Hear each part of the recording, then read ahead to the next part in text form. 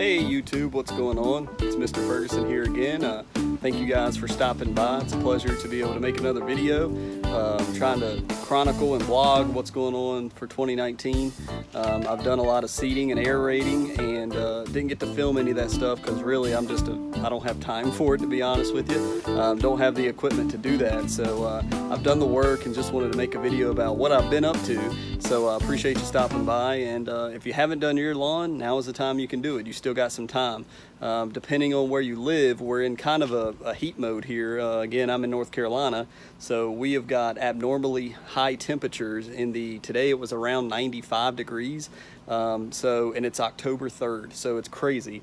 Normally when you want to seed, you want to do it about 10 days prior to your soil temperatures hitting 70 degrees, dropping down to the 70 degree mark, which is, for North Carolina, normally our soil hits 70 degrees around October 1st. So 10 days prior to that is when I'd planned to do my seeding, but we had a family emergency, so I was actually a week behind in doing it. Well, it turns out with this heat sticking around like it is, it was no big deal, and we're still in the 90s here in October, which is outrageous. So hey, truck going by. So anyways, if you are also in North Carolina or anywhere around about me, you still have plenty of time to be able to get seed in the ground and do your grass and your lawn properly. The first thing I did was about a week ago. Actually, it's been just over a week and a day now that I did the aerating. I rented a aerator from a local company, aerated it for 3 hours, and the key to that going well, I will tell you, is to water the lawn the night before you aerate. If you are planning on doing an aerate, number one, get a quart aerator. It's the best way to do it. It is a beast, but you can do it, trust me. But make sure, if you haven't had any rain in your area the day or 2 days prior, you want to water your lawn at least for 15 minutes in each location and water it prior to aerating.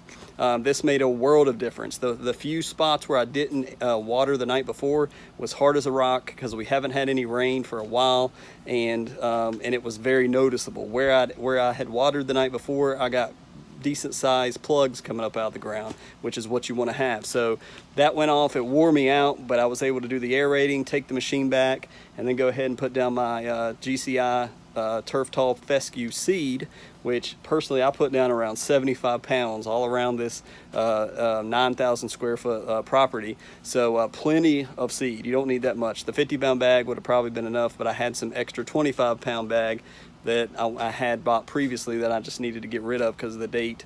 And so now we've got some seed actually coming up. The next step I took was I had 2 bags of Scott's starter fert.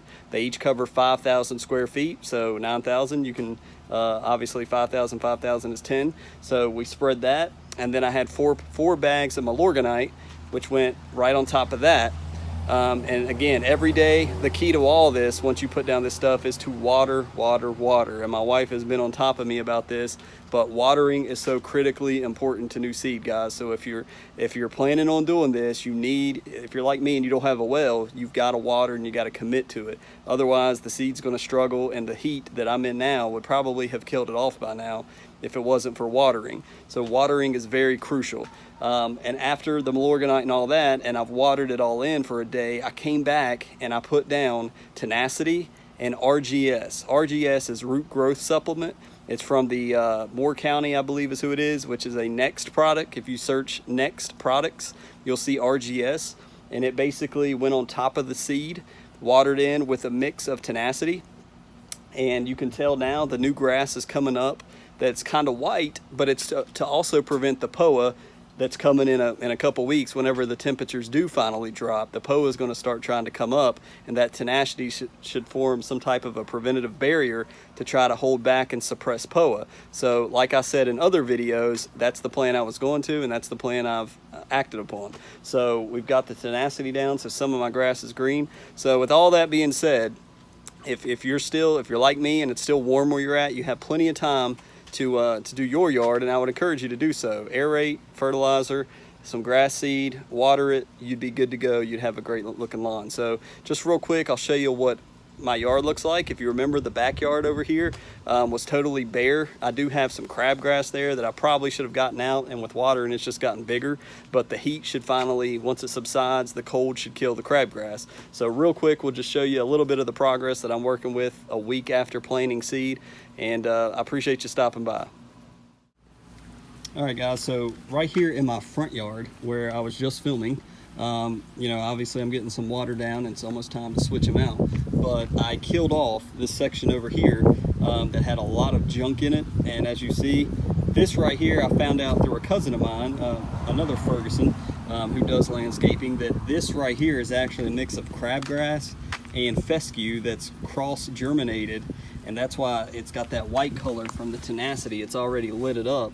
But as you see, this was all bare, and I've got some of this nasty stuff that should end up going away here when the heat subsides. But as you can see, I got baby grass coming up all over here, and that's basically like what I was talking about, a mix of the RGS, the fertilizer, and water, in combination with the sun. We've got baby grass coming up, which is a beautiful thing, because after you spend all this money, you definitely want to see grass coming up, and I was worried that with this heat sticking around, it might not come up. So that's looking great. The other thing I forgot to mention in the intro was, if you see this dark patch stuff right here, if you can see it, hopefully you can, it's kind of hard to see my screen, but that is peat moss. Peat moss I put on top after spraying it all with the RGS. I came back around and put peat moss down in most of the bare areas, not in the yard, but in the bare areas where I had very little to no grass. And what peat moss does, if you're not aware, is the peat moss actually absorbs water and helps it to retain water for the seed.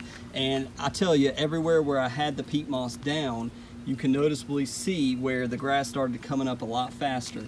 And again, this is baby grass coming up a week after watering every day in the afternoons when I get home from work. I'm definitely seeing progress, so glad this is coming off, looking pretty decent. Over here, you know, where I'm looking now, it's not coming up, so we got to do some work here, and it may need to come back and water some more here. It's probably the issue.